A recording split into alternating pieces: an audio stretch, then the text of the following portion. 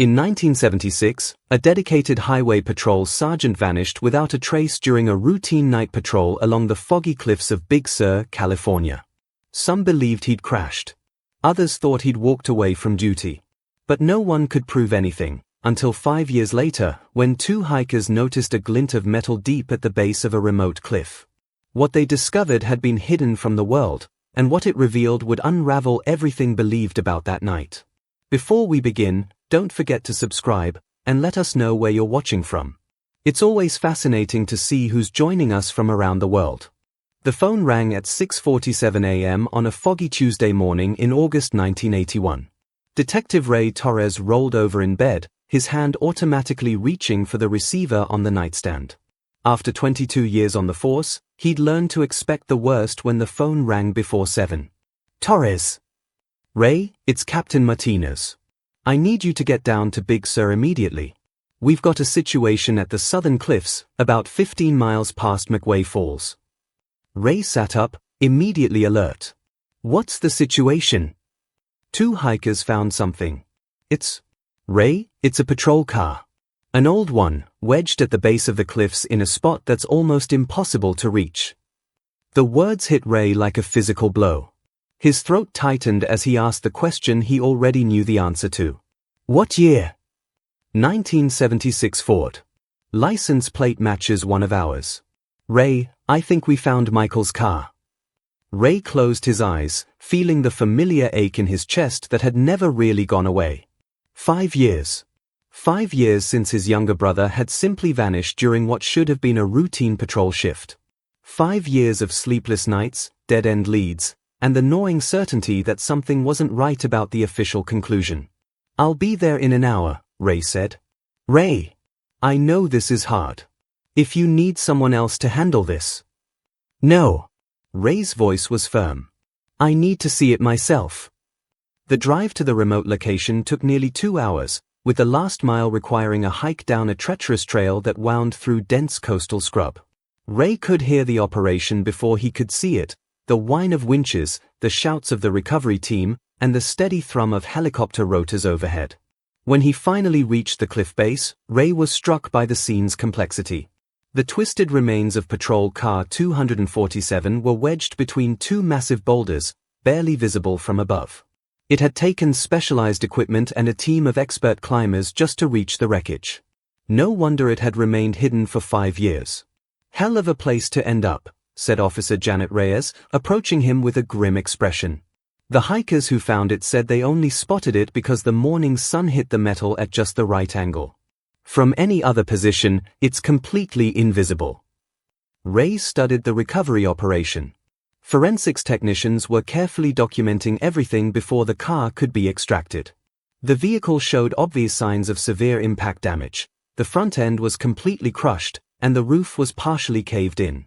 Looks like it fell from way up there, Reyes continued, pointing to the cliff face towering above them.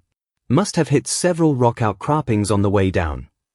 Ray walked as close as the investigators would allow. The car had definitely been damaged by years of exposure to salt air and occasional high tides, but even through the rust and corrosion, something didn't look right.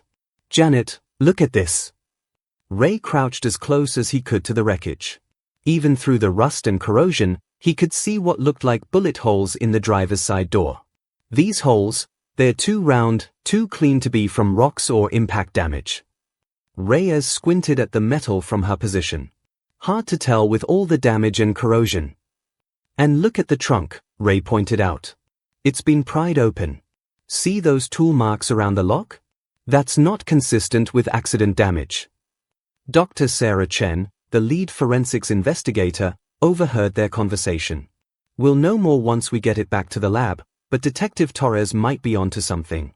The damage patterns don't all match what we'd expect from a fall and prolonged exposure. Ray stood up, his mind racing. The official report on Michael's disappearance had concluded that he'd likely suffered some kind of medical emergency while on patrol and crashed his vehicle in a remote location. Case closed. But Ray had never believed it. Where's the body? Ray asked suddenly. If Michael went over with the car, where is he? Dr. Chen shook her head. No remains found in or around the vehicle. It's possible they were washed away by tides over the years, or what?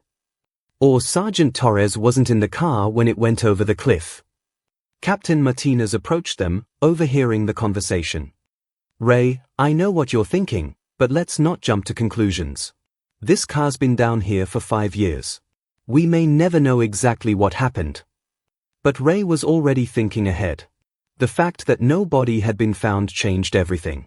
Maybe Michael had survived the initial incident. Maybe he'd been thrown clear of the vehicle.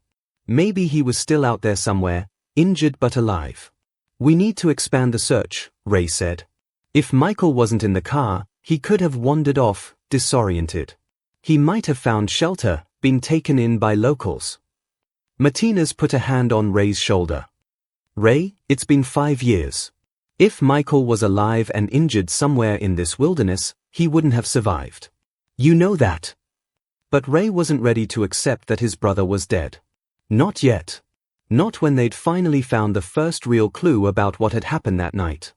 That evening, Ray sat in his apartment, nursing a beer and staring at the case file he'd assembled over the years.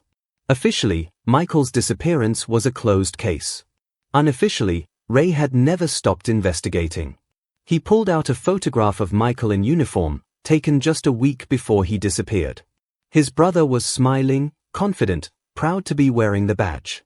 They'd both followed their father into law enforcement, but Michael had always been the idealistic one, the one who truly believed they could make a difference. Ray's mind drifted back to that night in November 1976.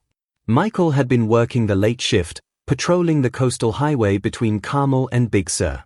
His last radio contact was at 11:43 p.m., a routine check-in reporting that all was quiet on his sector. When Michael failed to report for his next scheduled check-in at midnight, dispatch had tried to raise him on the radio. No response. By 1 a.m., other units were searching his patrol route. By dawn, it was a full-scale search and rescue operation. They found nothing.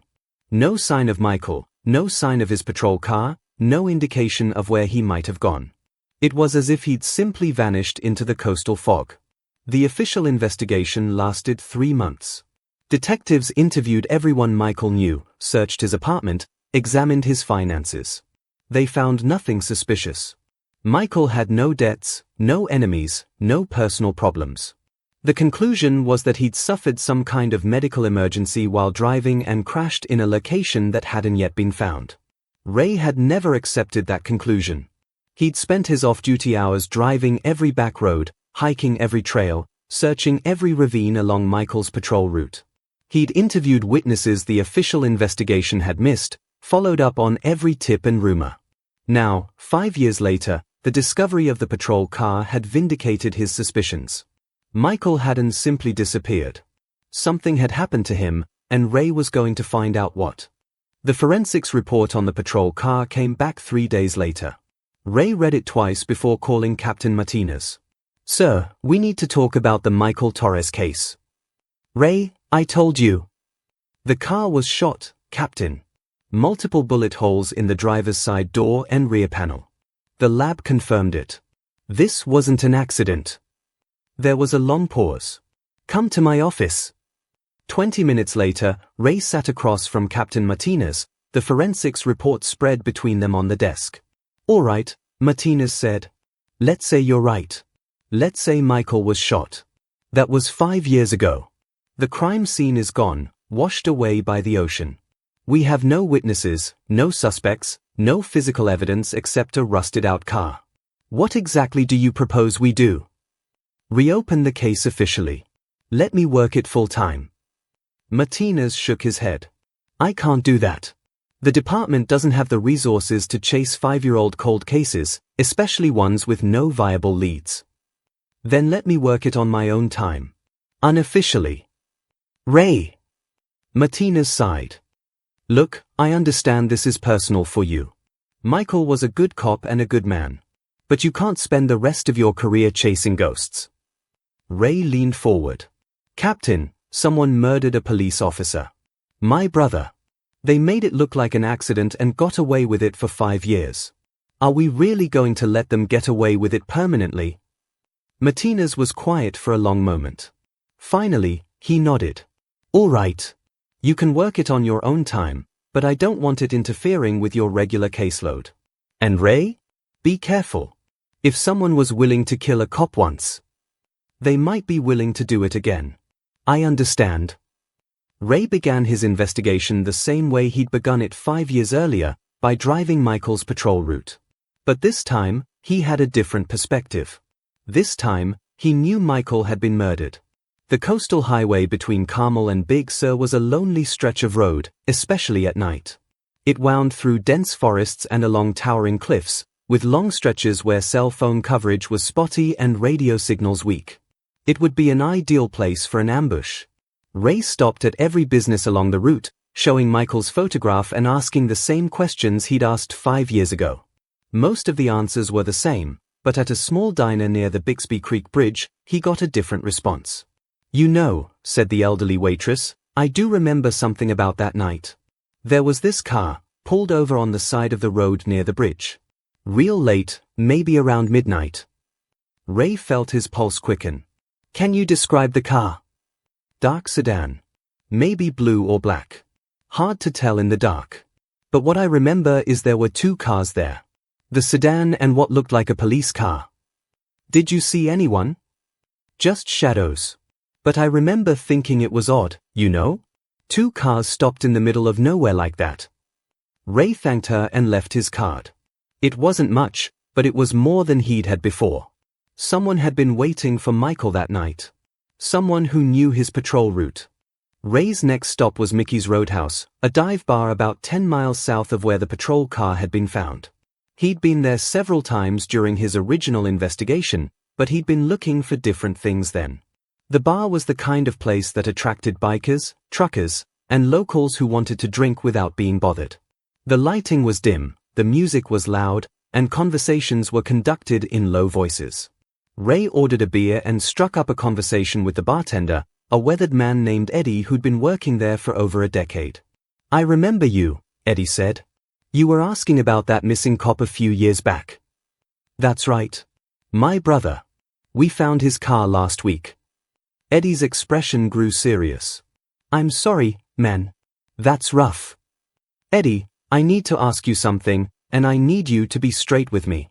Was there anything unusual going on around here in 1976? Any new faces, any talk about drugs or money?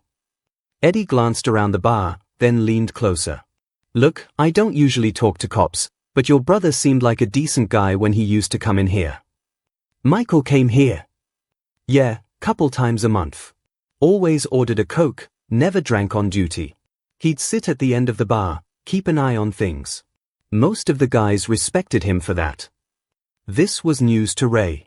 Michael had never mentioned stopping at Mickey's. Eddie, think back to late 1976. Was there anything different about the place? Any new customers? Eddie was quiet for a long moment. There were some guys started coming around that fall. Mexicans, but not locals. They had money, good cars. Always paid cash. How often did they come in? Once, maybe twice a week. Always the same group, 4 or 5 guys. They'd sit in the back booth, talk real quiet. Did they ever interact with anyone else? Any locals? Eddie hesitated, then shook his head. I don't know, man. That was a long time ago. Ray could tell Eddie was holding something back, but he didn't want to push too hard. He left his card and asked Eddie to call if he remembered anything else. 2 weeks later, Eddie called. His voice was nervous, almost whispered. Can you meet me tomorrow night? After closing. Come to the back door. Ray arrived at Mickey's at 2:15 a.m. The parking lot was empty except for Eddie's old pickup truck. Eddie let him in through the kitchen entrance. I've been thinking about what you asked, Eddie said. About those Mexican guys. There was something. They sat at a table in the empty bar, the only light coming from the beer signs on the walls. The last time I saw them was right around the time your brother disappeared. They were here that night, actually. Left around 11:30. Ray felt his heart rate increase. The same night? Yeah. But that's not the weird part. The weird part is who they met with. They met with someone? Eddie nodded. A cop. Highway patrol, like your brother. Big guy, older. Had sergeant stripes. Did you recognize him? No, never seen him before that night. But here's the thing, after your brother disappeared, this same cop came in a few times. Always alone, always looked nervous. Last time I saw him was maybe 6 months ago. Ray tried to keep his voice steady. Eddie, this is important. Can you describe this sergeant? White guy, maybe 45, 50 years old. Dark hair, starting to go gray. Had a scar on his left cheek, like maybe from an old fight. The description was familiar, but Ray couldn't place it. Has he been back recently? Not for a while. But like I said, he was nervous the last few times. Kept looking over his shoulder, you know? Ray thanked Eddie and left, but his mind was racing. A highway patrol sergeant meeting with suspected drug dealers, shortly before Michael's disappearance. It couldn't be a coincidence.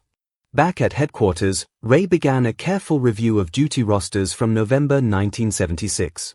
He was looking for sergeants who would have been working during the time period when Michael disappeared.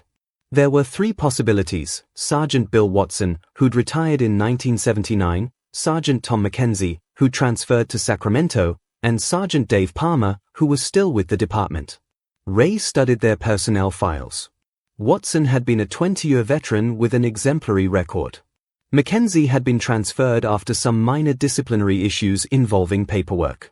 Palmer was a 15-year veteran who'd been promoted to sergeant just 2 months before Michael's disappearance. Ray looked at Palmer's photograph and felt a chill of recognition. Dark hair going gray, hard features, and yes, a thin scar on his left cheek. This was the man Eddie had described. But Palmer was a respected member of the department. He'd served with distinction, received commendations, never had any serious disciplinary issues. Could he really be involved in Michael's death? Ray decided he needed help. He called Janet Reyes, the officer who'd been with him at the beach when they found the patrol car. Janet, I need to ask you something, and I need you to keep it between us for now. What's going on, Ray? I think Michael's death might be connected to someone in the department. I can't go through official channels yet, but I need backup. They met at a coffee shop near the courthouse. Ray explained what he'd learned from Eddie and showed her Palmer's photograph. Dave Palmer? Janet looked skeptical. Ray, I've worked with Dave. He's solid. So was I, until I started looking into this. Janet, I need you to help me watch him. See if there's any unusual behavior, any contacts that seem out of place. Janet was quiet for a moment. This is a big accusation, Ray. If you're wrong, then I'll deal with the consequences. But if I'm right, and we don't act, then Michael's killer walks free. Janet nodded slowly. What do you need me to do? For the next 3 weeks, Ray and Janet took turns following Palmer during their off-duty hours. They learned his routine: home to work to home, occasional stops at the grocery store or gas station. Nothing suspicious. Then, on a Thursday night in late September, Palmer broke his routine. Ray was watching Palmer's house when the sergeant emerged at 9:30 p.m., got in his personal car, and drove south toward Big Sur. Ray followed at a distance, using the techniques he'd learned in detective training. Palmer drove to a small restaurant called Casa Miguel, about 20 miles south of Monterey. He parked and went inside. Ray waited in his car, watching the entrance. 15 minutes later, 3 men emerged from a different car and entered the restaurant. Even in the dim parking lot lighting, Ray could see they were Hispanic, well-dressed, and moved with the confident bearing of men who weren't afraid of anything. Ray called Janet on his radio. I'm at Casa Miguel on Highway 1. Palmer's inside meeting with 3 suspects. Can you get down here? On my way. Janet arrived 20 minutes later and parked across the street. They watched as Palmer and the 3 men talked at a corner table. The conversation appeared tense, with one of the men gesturing emphatically. After an hour, the meeting broke up. Palmer left first, heading back north. The 3 men waited 5 minutes, then left in their car heading south. Did you get the license plate on their car? Ray asked. Yeah. Want me to run it? Let's see what we find. The next day, Janet reported back. The car was registered to a company called Coastal Import-Export, based in Salinas. But when she called the number, it had been disconnected. Shell company, Ray said. Has to be. They continued surveillance for another week. Palmer met with the same group twice more, always at different locations, always at night.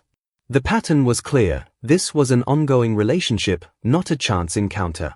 On the third Thursday night, Ray and Janet followed Palmer to a rest stop along Highway 1, near the spot where Michael's patrol car had been found. This time, they were prepared with binoculars and a camera. Palmer arrived first and parked near the edge of the lot. 10 minutes later, a dark sedan pulled up beside him. Two men got out, the same men from the restaurant meetings. Through the binoculars, Ray watched as one of the men handed Palmer a manila envelope. Palmer opened it, looked inside, then nodded. He handed the man a small package in return. Classic drug deal, Janet whispered. Ray snapped photos with the telephoto lens, capturing Palmer accepting the envelope and handing over the package. After a brief conversation, the men returned to their car and drove away. Palmer sat in his car for several more minutes, then drove home. We've got him, Ray said. But I want more evidence before we make a move. What are you thinking? I want to know what's in those envelopes, and I want to know how long this has been going on. Most importantly, I want to know if this is why Michael was killed. Ray and Janet spent the next month carefully documenting Palmer's activities. They discovered he was living well beyond his sergeant's salary, expensive car, house in an upscale neighborhood, vacation trips to Mexico. Ray also began investigating Palmer's finances. Using his connections at the bank, he learned that Palmer had made several large cash deposits over the past 5 years, always in amounts just under the federal reporting threshold.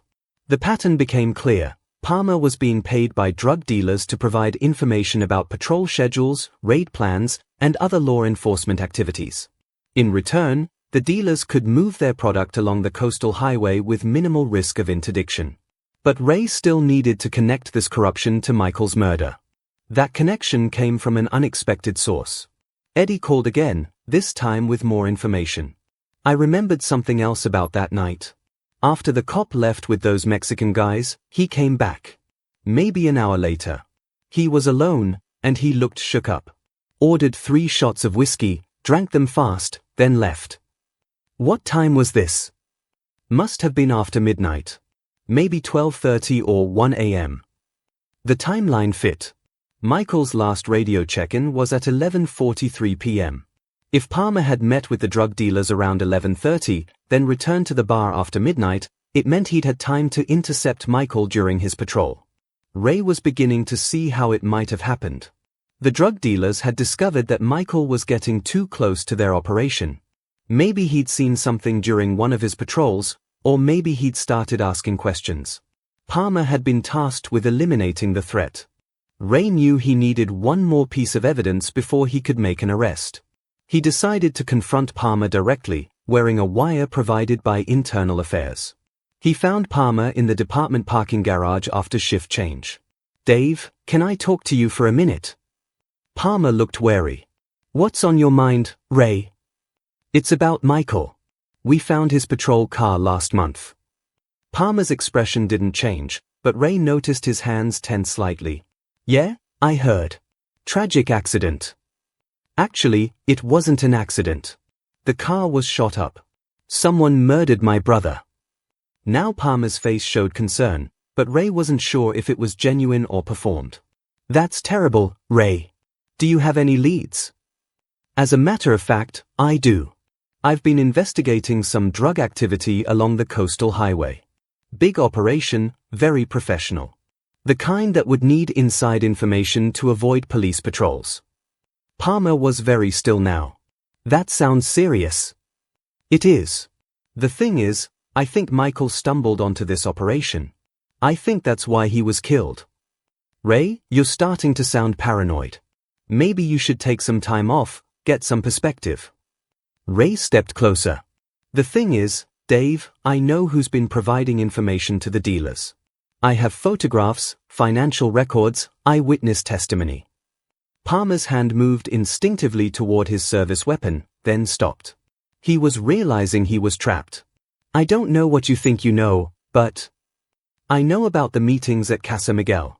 I know about the money drops at the rest stop. I know you've been taking payments from Mexican drug dealers for the past 5 years. Palmer's face went pale. Ray, you don't understand. It's not what you think. Then tell me what it is, Dave. Tell me what really happened to Michael. Palmer looked around the empty garage, then seemed to make a decision. It wasn't supposed to happen like that. It was never supposed to go that far. Ray felt his heart pounding, but he kept his voice steady. What wasn't supposed to happen? Michael had figured it out. He'd seen the dealer's cars on his patrol route, started asking questions. He was getting too close. So you killed him? No. Palmer's voice was anguished. I was supposed to warn him off, that's all. Meet him during his patrol, tell him to back off. But he wouldn't listen. He said he was going to report everything to Internal Affairs. So you shot him? Palmer's shoulders sagged. He went for his radio. I thought he was going to call it in right then. I panicked. I grabbed his gun, and it went off. It was an accident, Ray. I swear it was an accident. Ray felt a cold fury building in his chest. And then what? You just disposed of his body like garbage. The dealers helped. They said they'd handle everything. I didn't know they were going to dump the car in the ocean. Where is he, Dave? Where's Michael's body? Palmer was crying now. They wouldn't tell me. Said it was better if I didn't know. Ray signaled to the backup units that had been waiting outside the garage. As Palmer was arrested and read his rights, Ray felt a mixture of relief and sorrow. After 5 years, he finally knew what had happened to Michael. But knowing the truth didn't bring his brother back. The trial lasted 6 weeks. Palmer pled guilty to voluntary manslaughter and conspiracy to distribute narcotics. He was sentenced to 20 years in prison. As part of his plea agreement, Palmer provided information about the drug operation. Federal agents arrested 8 members of the cartel, seizing millions of dollars in drugs and assets. Palmer also revealed the location where Michael's body had been buried, a remote canyon in the hills east of Big Sur. Michael was finally laid to rest with full honors, 5 years after his death. At the funeral, Ray stood beside Michael's grave and made a silent promise. He would never stop fighting for justice, never stop standing up for those who couldn't stand up for themselves. It was what Michael would have wanted. The case officially closed, but its impact rippled through the California Highway Patrol for years to come. New procedures were put in place to prevent corruption, and officers received additional training on recognizing and reporting suspicious activity within their own ranks. For Ray, the resolution brought a sense of peace he hadn't felt in 5 years.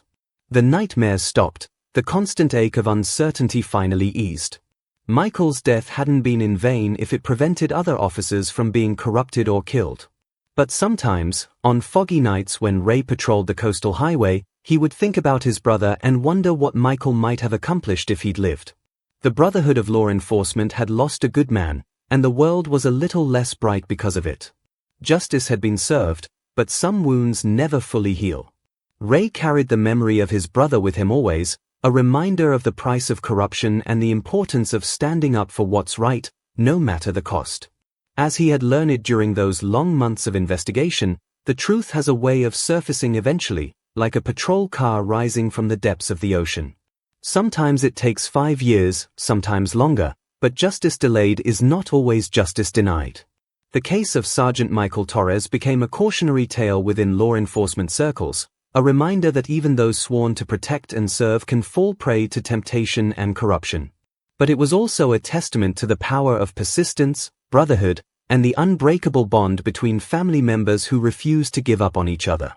In the end, Ray Torres had done more than solve his brother's murder. He had upheld the values that both brothers had sworn to defend: truth, justice, and the protection of the innocent. And in a world where such values are sometimes in short supply, that made all the difference. Thank you for watching until the end. If the story stayed with you, share your thoughts in the comments, we read every one.